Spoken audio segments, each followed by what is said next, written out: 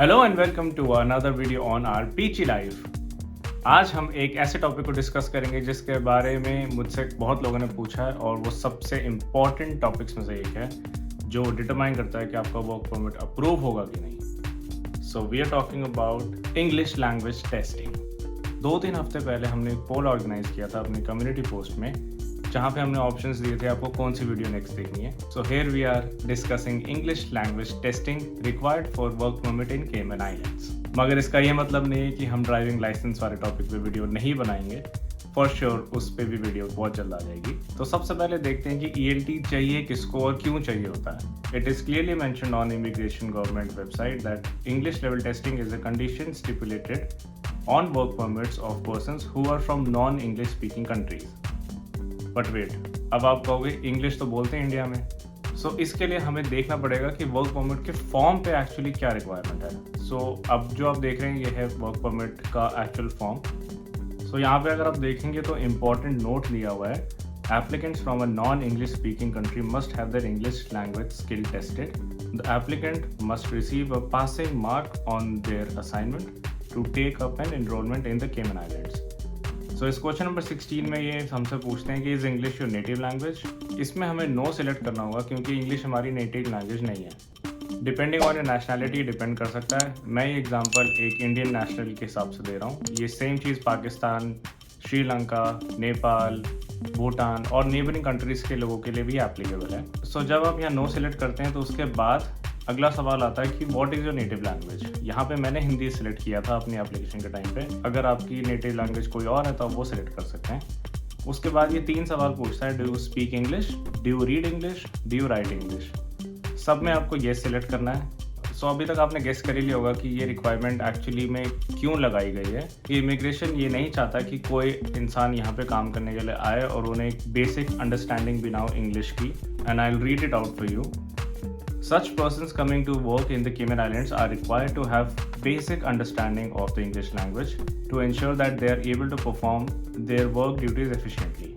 अक्टूबर 14, 2019 से पहले वर्क, जिसकी फुल फॉर्म है वर्कफोर्स अपॉर्चुनिटीज एंड रेजिडेंसी केमन, which is also the department of immigration, ये डिपार्टमेंट ही एक टेस्ट कंडक्ट कराता था, बट अब ये बंद हो चुका है। Ever since department has stopped conducting this test, आज के टाइम पे सिर्फ 2 ही ऐसी बॉडीज है जिनके टेस्ट रिजल्ट्स एक्सेप्ट किए जाते हैं। One of them is IELTS and the other one is TOEIC। इन दोनों इंग्लिश लैंग्वेज टेस्ट बॉडीज की फुल फॉर्म है international English language test system which is IELTS and test of English for international communication TOEIC। इन दोनों test providers को discuss करने से पहले मैं अपनी एक बात रखना चाहता हूँ। पिछले कुछ दिनों में बहुत सारे सब्सक्राइबर्स को वीडियोस मिल ही नहीं रही हैं। सो अगर आपने हमारा चैनल ऑलरेडी सब्सक्राइब करा हुआ है तो बेल आइकन पर क्लिक करके नोटिफिकेशन ऑल सिलेक्ट कर सकते हैं, और अगर आपने अभी तक सब्सक्राइब करा ही नहीं हुआ तो देर किस बात की है, सब्सक्राइब नाउ। केमन आइलैंड के वर्क परमिट रिक्वायरमेंट के हिसाब से you need to score a minimum of A2 grade as per the Common European Framework of Reference CEFR। अगर इसको IELTS की इक्विवेलेंसी के थ्रू कंपेयर किया जाए so you need to have IELTS band 4, और अगर आप इसको TOEIC के रिजल्ट्स के हिसाब से कंपेयर कर रहे हैं so you need to have at least 64 marks in listening and 70 in reading. अगर आप इन दोनों बॉडीज के बारे में बिल्कुल भी कुछ नहीं जानते so let me tell you there are different kind of tests conducted by these bodies. For the purpose of immigration आपको स्पेसिफिक टेस्ट की ज़रूरत है। IELTS में जनरल ट्रेनिंग टेस्ट और TOEIC में TOEIC ब्रिज। अगला सवाल आता है कि what happens if you fail. इसमें कोई लिमिटेशन नहीं होती, अगर आप फेल होते हैं तो आप दोबारा टेस्ट दे सकते हैं।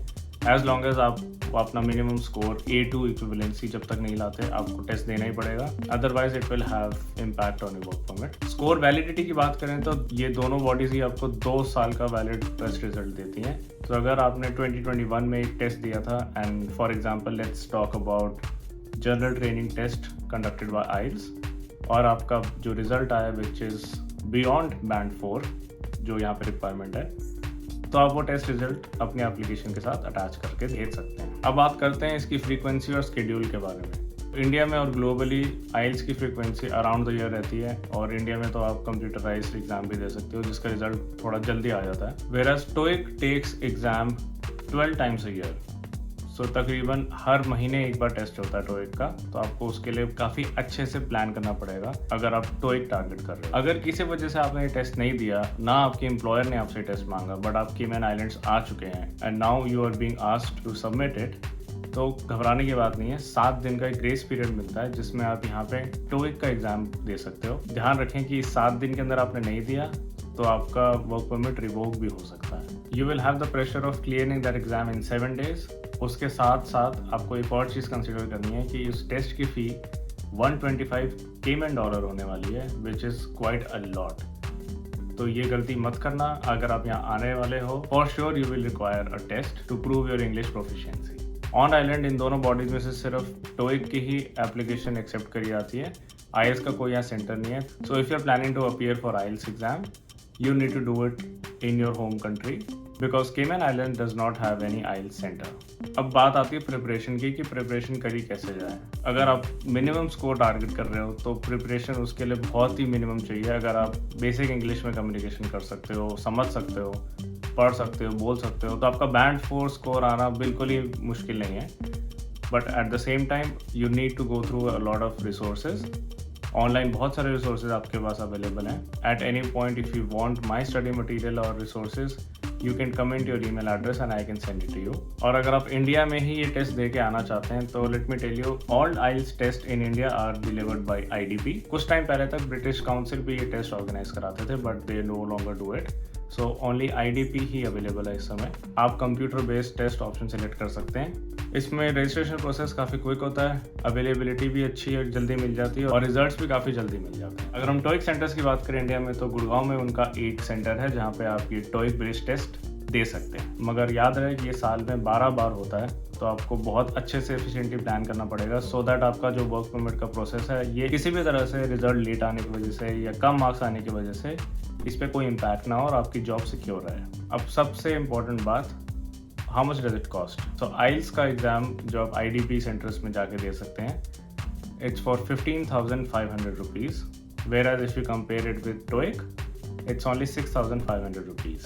In my suggestion and opinion, you should go with IELTS because you get more chances, basically unlimited chances, और उसका टेस्ट रिजल्ट भी बहुत जल्दी आ जाता है। सो अगर आपका स्कोर किसी वजह से कम है, so you have another attempt in hand और आप जल्दी से उसका टेस्ट रिजल्ट सबमिट कर सकते हो। वेराज टोइक में आपका अगर किसी वजह से टेस्ट रिजल्ट अच्छा नहीं आता, सो आपका पूरा एप्लीकेशन रुक जाएगा और मे बी उस समय आप वापस आइल्स की तरफ आओगे। डेफिनेटली विल हैव टू पे twice. Talking about the payment, I would highly recommend you to ask your employer to reimburse it। पूछने में कुछ नहीं जाता गाइस, आप पूछ सकते हो। एट द मैक्स आपका एम्प्लॉयर बोलेगा कि ये अमाउंट हम रिइम्बर्स नहीं कर सकते, that's all. But in many cases they do reimburse it for you. So before even deciding the test providers, it's always better to ask your employer, and if they're ready to bear that expense, you can blindly go for IELTS। But अगर आप किसी वजह से टोइक देने में interested हैं, so you can definitely go ahead, but my recommendation will be always double check with your employer जो आपने टेस्ट सेलेक्ट किया है, क्या यही टेस्ट रिक्वायर्ड है। क्योंकि अगर आपने कोई और टेस्ट दे दिया टोइक के अंदर जो शायद वर्क परमिट के लिए एप्लीकेबल ही ना हो, वो काउंट ही नहीं होगा और शायद उसके कॉन्सिक्वेंसेस बहुत बेकार हो सकते हैं, that you reach the island and then they send you back. So अगर आप टोइक दे रहे हैं 100%, जब तक क्लैरिटी ना हो तब तक आप टेस्ट को बुक मत करना। If you see a lot of options, send it to your employer, let them confirm it to you, only book it when you are 100% sure about it। बाकी इस वीडियो से रिलेटेड जितने भी links हैं मैं description में डाल रहा हूँ ताकि आपको और ज़्यादा इनहैंस्ड नॉलेज मिल सके कि कौन से टेस्ट सेंटर्स कहाँ हैं और कैसे बुक करा जा सकता है। इस वीडियो में इतना ही। हमारे साथ जुड़ने के लिए thank you. If you have not subscribe, please subscribe now before you leave. This is bye and you are watching our Beachy life.